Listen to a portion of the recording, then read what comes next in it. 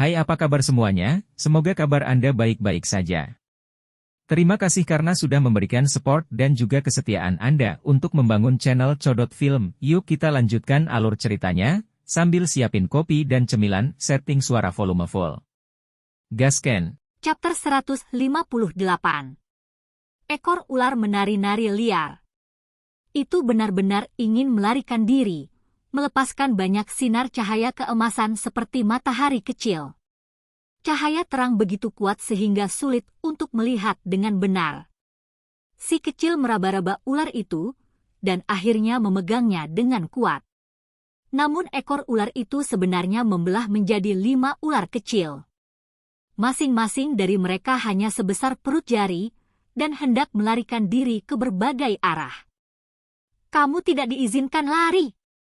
Bocah iblis itu marah, dan membungkus semuanya di sekitar tangannya sebelum memasukkan semuanya ke dalam mulutnya. Dengan pipinya yang menggembung, dia mengancam akan memakannya sepenuhnya jika mereka mencoba lari lagi. Cairan emas bertabrakan satu sama lain.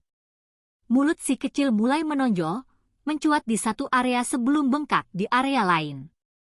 Ini adalah hasil dari 5 ular kecil yang mencoba melarikan diri dengan menyiksa si kecil. Benar-benar ada musim semi abadi ya. Saya pikir itu sudah mengering sejak lama. Sungguh tidak terbayangkan bahwa masih ada sesuatu di sini, dan 5 tetes telah ditangkap olehmu. Batu nakal itu terkejut. Apakah kamu punya ide tentang cara menyegelnya? Si kecil menutupi mulutnya dengan tangannya, dan bertanya dengan artikulasi yang tidak jelas. Segel ke dalam wadah batu giok, maka mereka tidak bisa lari lagi. Mendengar ini, si kecil dengan cepat mengeluarkan wadah batu giok kecil dari dadanya dan menempatkan 5 naga kecil di dalamnya sebelum mengisinya dengan sepotong gabus. Kemudian, dia dengan penasaran menatap batu nakal itu. Orang ini sepertinya tahu terlalu banyak. Ketika dia berada di dalam taman surgawi, dia seharusnya meminum sedikit musim semi abadi kan? Kamu menjadi hidup sejak lama, dan mengandung sejumlah besar cairan emas di dalam tubuhmu, kan? Tidak ada hal seperti itu, jangan berikan idemu padaku. Batu nakal yang menelan kristal dalam jumlah besar melompat ketakutan sebelum dengan cepat berguling ke satu sisi, menatap pria kecil itu dengan waspada. Si kecil tidak bertanya apa-apa lagi. Waktu sangat ketat sekarang, dan dia ingin menangkap naga emas itu. Jika dia terlambat, naga itu kemungkinan besar akan dibagi rata di antara makhluk-makhluk itu. Tidak ada gunanya pergi, kamu tidak akan menangkapnya. Harapan dan upaya orang-orang itu juga akan sia-sia. Karena musim semi abadi telah berhasil mengambil bentuk fisik dan dibangunkan seperti itu, ia akan dapat terbang ke langit dan menggali jauh ke dalam bumi, tidak dapat ditangkap oleh siapapun lagi. Batu nakal itu menggelengkan kepalanya. Selama cairan ilahi seperti ini telah terbentuk, mereka akan memperoleh perasaan. Selama mereka diberi waktu, mereka akan menjadi kuat dengan cepat dan berubah menjadi roh penjaga, sedemikian rupa sehingga ketika cukup waktu berlalu, menjadi roh suci tidak akan menjadi masalah. Di dalam taman surgawi, domain tidak memengaruhi musim semi abadi. Cairan emas berubah bentuk menjadi naga satu, dan bisa melakukan perjalanan jauh dalam sekejap, menggali jauh ke dalam tanah. Kengci, kengci. Divinis Trekstone mulai bergerak di pasir dengan keras. Permukaannya telah dimakan sepenuhnya, jadi dia mulai menelan pasir di bawahnya. Tempat ini dipenuhi dengan sinar cahaya keemasan yang tak berujung, naik ke puncak dalam awan kabut dan asap, seperti gelombang emas. Ini semua karena musim semi abadi. Meskipun naga kecil emas itu telah lama menghilang, tempat ini masih dipenuhi dengan cahaya ilahi. Pasir telah dipelihara oleh mata air untuk waktu yang sangat lama, dan lama memiliki sifat spiritualnya sendiri. Jangan mencoba merebut lagi dariku. Kamu sudah memiliki cairan emas, dan toh kamu tidak bisa memakan semua ini. Batu nakal itu berteriak. Aku harus membawa beberapa kembali ke Dewa Willow agar dia sembuh, dan aku juga harus menyelamatkan roh penjaga lainnya. Si kecil menjarah beberapa juga. Karung binatang melayani tujuan saat ini, dan ditumpuk dan diisi di samping kolam. Batu nakal berkelahi dengannya di atas pasir. Keduanya memiliki karakter yang mirip, benar-benar melahap kolam ilahi ini. Ini masih belum cukup, karena mereka bahkan menggali lebih dalam ke tanah dan melanjutkan. Pada akhirnya, tidak ada 1 meter pun yang tersisa. Mereka sudah melebihi 3 meter dalam membalik semua tanah. Sinar cahaya keemasan benar-benar hilang, karena tanah emas semuanya telah dicuri oleh 2 pemakan rakus ini. Tempat ini menjadi sangat biasa. Saya makan sampai meledak, sangat kenyang. Batu nakal itu bersendawa puas. Seluruh tubuhnya bersinar dengan cahaya, tiba-tiba menjadi sedikit lebih seperti kristal, memberikan kilau emas samar. Itu jauh lebih menarik bagi mata daripada sebelumnya. Si kecil membuka matanya lebar-lebar. Ini adalah pertama kalinya dia merasa bahwa dia bertemu jodohnya. Orang ini mungkin sedikit kuat. Dia makan setengah lumpur dari mata air dan tampak seperti tidak terjadi apa-apa padanya. Dia mampu mencernanya sepenuhnya, tampak semakin ajaib. Kamu mencernanya sepenuhnya. Pria kecil itu menanyakannya. Gunung lumpur emas itu lebih besar darinya, dan dia benar-benar menelan semuanya. Bagaimana saya bisa mencerna semuanya dalam waktu sesingkat itu? Saya memesan dan menyimpan pasir emas di satu sisi, meninggalkannya untuk nanti sebelum saya menyerapnya. Itu semua harta yang berharga. Itu tidak akan sebaik itu, kan? Pria kecil itu bertanya dengan acuh tak acuh. Kamu tidak tahu apa yang kamu bicarakan.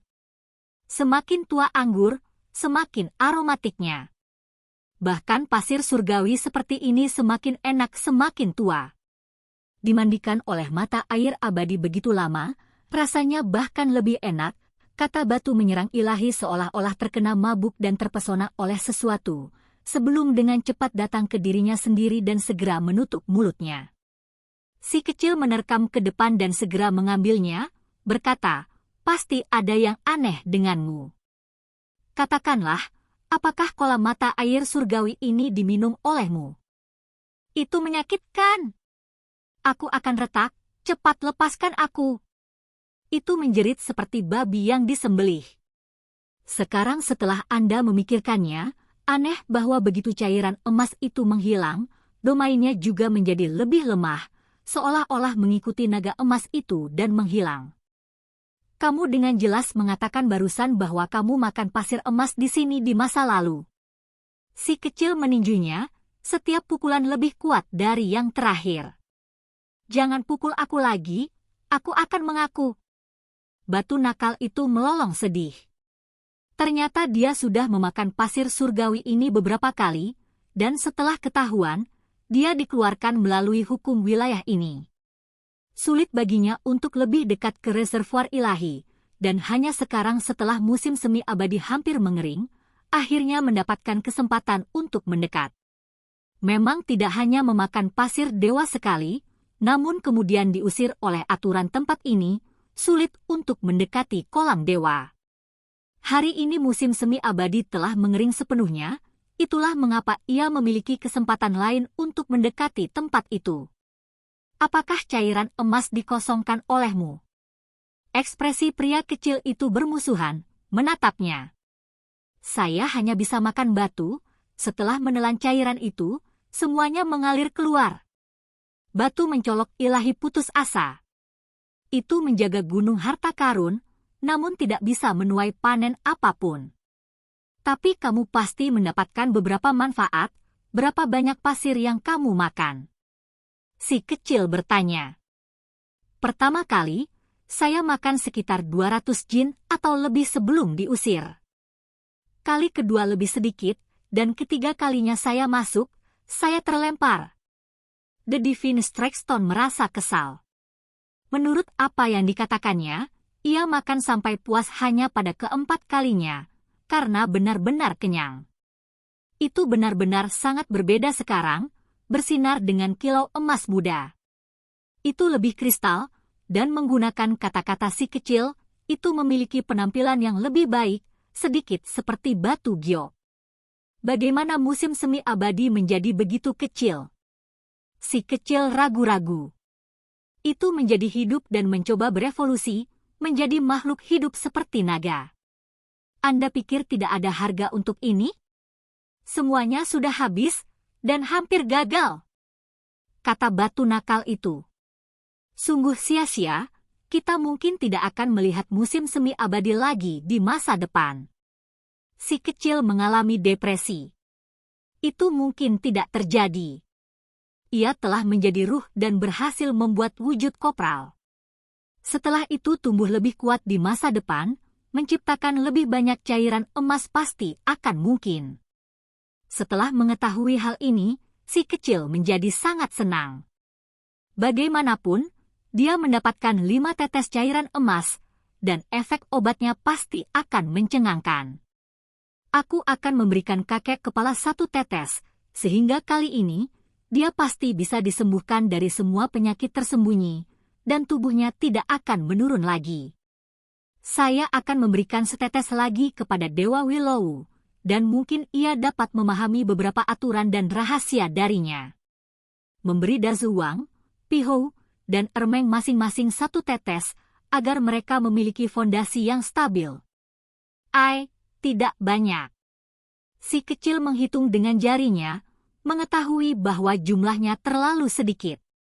Dia hanya bisa menyelamatkan 1 atau 2 tetes, menyebabkan dia bingung. Beberapa saat kemudian, dia sadar, berkata, "Batu kecil, kamu berani memakan pasir surgawiku secara diam-diam." "Tidak, aku tidak. Saya membantu Anda memeriksa untuk melihat apakah karung kulit binatang ini bocor." Batu nakal itu berguling ke satu sisi. "Aku ingat sekarang, bunga hidup itu, bukankah kamu bilang ada sebatang obat suci? Perasaanmu mungkin karena itu, jadi ini tidak mungkin salahkan. Memang ada bunga seperti itu, tapi itu tidak cukup untuk mencerahkan saya. Itu berjuang untuk pasir dengan saya, tetapi juga diusir pada akhirnya. Orang itu juga ingin menelan cairan emas itu." Batu mencolok ilahi tidak puas. "Itu adalah obat suci kemana larinya?" Si kecil membuka matanya lebar-lebar, menanyakannya dengan cemas. "Aku bertarung dengannya sebelum menggigitnya. Itu melarikan diri, tetapi saya dapat merasakan bahwa itu masih hampir seperti taman obat," kata batu menyerang ilahi. "Kau menggigitnya? Itu adalah obat suci. Di mana Anda meletakkan obat berharga itu?" Si kecil mengangkatnya. "Obat suci memang hal yang baik. Tentu saja saya tidak akan menyia-nyiakannya, tindakan seperti itu akan membuat saya tersambar petir. Saya menguburnya jauh di dalam tanah, ketika menjadi tanah dan tanah, saya memakannya." Batu nakal itu sangat bangga pada dirinya sendiri. "Sial!" Si kecil menghancurkannya ke tanah dan melakukan yang terbaik untuk menginjaknya, membuatnya berteriak kesakitan. Berguling-guling di tanah, ia berkata, "Jangan pukul aku lagi. Lain kali kita melihatnya, aku akan membantumu menangkapnya. Kamu harus disambar petir." Si kecil marah dan menyesal. Itu adalah sebatang obat suci jarang terlihat di bumi, dan batu bodoh itu benar-benar menggigitnya. Ini sudah dikatakan dan dilakukan, tetapi batu ini benar-benar pergi untuk menguburnya ke dalam tanah, menunggunya membusuk menjadi tanah dan tanah sebelum memakannya. Bagian yang paling dibenci tentang ini adalah bahwa ia benar-benar puas dengan apa yang dilakukannya. Pergi cepat, atau makhluk berdarah murni itu akan kembali dan merebut beberapa tetes yang kamu miliki ketika mereka mengetahui bahwa mereka tidak dapat mengejar musim semi abadi. Batu nakal itu mengubah topik pembicaraan, mendesaknya untuk pergi. Si kecil menganggukkan kepalanya. Karung kulit binatang itu penuh dengan pasir, dan itu terlalu mencolok. Dia mengangkat 8 karung di pundaknya sambil menempelkan 3 karung lagi ke batu nakal untuk dibawa sebelum dengan cepat meninggalkan taman surgawi. Dia awalnya ingin membuat spesies archaik itu untuk membantu, tetapi setelah melihat sekeliling, dia menemukan bahwa mereka sudah lama pergi. Bau darah menyelimuti taman ilahi. Lusinan makhluk telah mati selama waktu ini. Ras mereka berbeda, dan semuanya meninggal baru-baru ini. Mereka kemungkinan besar dibunuh oleh makhluk berdarah murni. Aku akhirnya keluar. Si kecil melepaskan napas lega sebelum mengeluarkan kantung langit dan bumi. Melepaskan tali emas yang mengikatnya, lubang itu sejenak bersinar dengan cahaya pelangi sebelum menyedot 11 karung pasir surgawi. Karung kecil seukuran telapak tangan bisa menampung banyak benda, dan apa saja bisa disimpan di dalamnya. Saat digunakan memang sangat nyaman dan juga cukup bertenaga. Apa yang kamu mau sekarang? Batu nakal itu dipegang dan dievaluasi di telapak tangan si kecil. Ia menggigil ketakutan. Untuk menangkap anak-anak dari binatang buas kuno atau burung surgawi, lalu mencari tangkai obat suci itu, kata si kecil. Kalau begitu pergi, untuk apa kau menarikku? Gunung tidak akan berubah, sungai akan terus mengalir, kita akan bertemu lagi di masa depan. Batu nakal itu berteriak. Aku hanya ingin membiarkanmu melihat dunia, kata si kecil. Memasuki taman surgawi, bocah ini akhirnya mengendur dan santai. Dia telah menyelesaikan tugasnya dan menemukan musim semi abadi. Sekarang, dia sedang mencari untuk melihat apakah dia bisa menemukan sesuatu yang lebih berharga. Setengah jam kemudian, dia menggali 8 batang obat spiritual di perimeter ini, bahkan menggali tanah dan akar sepenuhnya agar tetap utuh. Setelah ditanam di desa batu dengan tanah emas, pasti akan tumbuh dengan baik. Pada saat itu, seluruh desa akan dipenuhi dengan energi spiritual. Si kecil senang dengan dirinya sendiri, ingin menempa surga bagi rakyatnya. Dia membenamkan dirinya dalam menemukan obat-obatan spiritual, dan ingin membawa semuanya ke sini bersamanya. Ada banyak obat kuno di bidang pengobatan, tetapi domainnya terlalu kuat. Bahkan jika itu digali, itu juga akan hancur berkeping-keping. Selama periode waktu ini, dia bertemu makhluk berdarah murni beberapa kali, dan juga menjadi anggota untuk mencari naga emas itu. Setelah disiksa selama hampir setengah hari, mereka berakhir dengan tangan kosong. Sepanjang jalan, dia bertarung dengan Zhujian lagi. Pertarungan ini cukup keras, dan dia berhasil merobek sepotong obat daging lainnya. Dang! Ayo! Gadis berambut ungu berteriak serempak dengan batu nakal. Dia melibatkan si kecil dalam pertempuran dan terkena gerakan yang sama lagi, dipukul oleh batu di tengah dahi kristal putihnya. Benjolan besar membengkak, membuat gadis itu menggigil karena marah. Pada akhirnya, si kecil mulai melarikan diri, berlari dengan panik. Dia ingin menaklukkan keturunan binatang buas kuno itu, melawannya berulang kali. Namun, yang terjadi adalah makhluk-makhluk itu tidak dapat menemukan naga emas itu, dan mulai bekerja sama melawannya untuk merebut ekor naga itu, mengejarnya. Kalian tidak masuk akal, bagaimana kalian semua bisa seperti ini? Pria kecil itu sangat marah. Dia dikepung, karena makhluk-makhluk kuat itu telah bergandengan tangan untuk membunuhnya. Bunuh dia?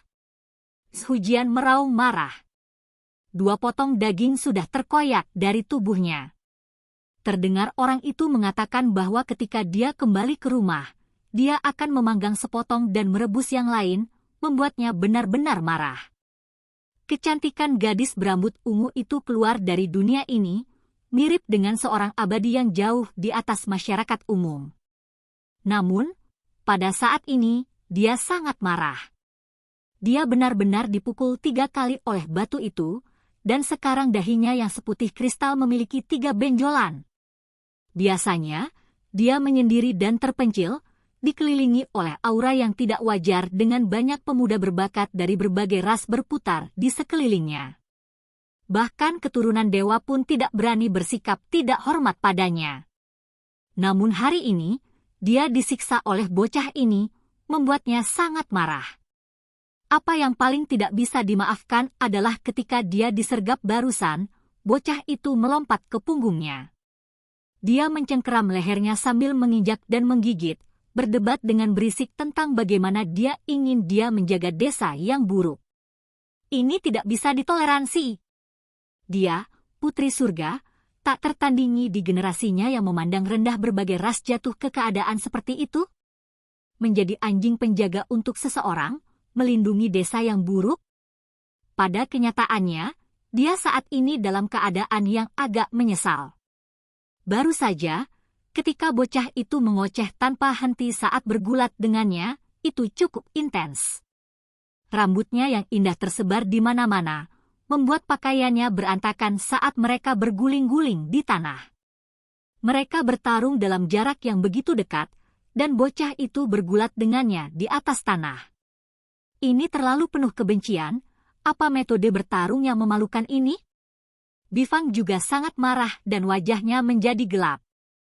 Pemuda manusia itu terus berdebat dengan ribut tentang bagaimana dia akan membawanya kembali untuk melihat dewa, mengatakan bagaimana ada dewa pohon yang sangat kuat di sana. Dia benar-benar memperlakukannya seperti orang kampung.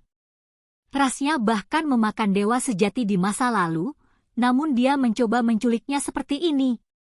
Itu mengirim tamparan, tidak ingin mendengar obrolannya yang berisik lagi.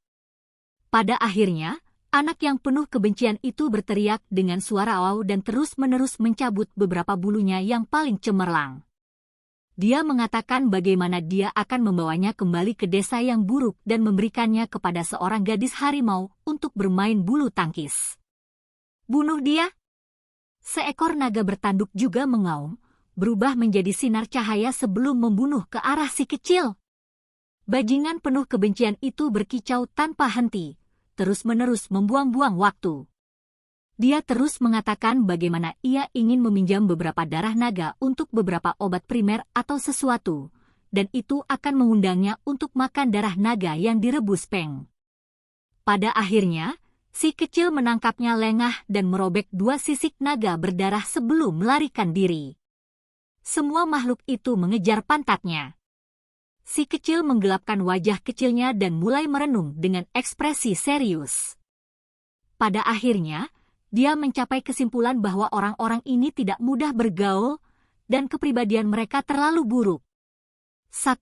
Tidak yakin apakah itu naga atau ular, tetapi untuk ular, bahasa Cinanya adalah naga kecil, yang juga bisa berarti ular. Oke guys, jangan lupa like, comment, share, and subscribe di channel Codot Film. See you next video, PH out and bye-bye.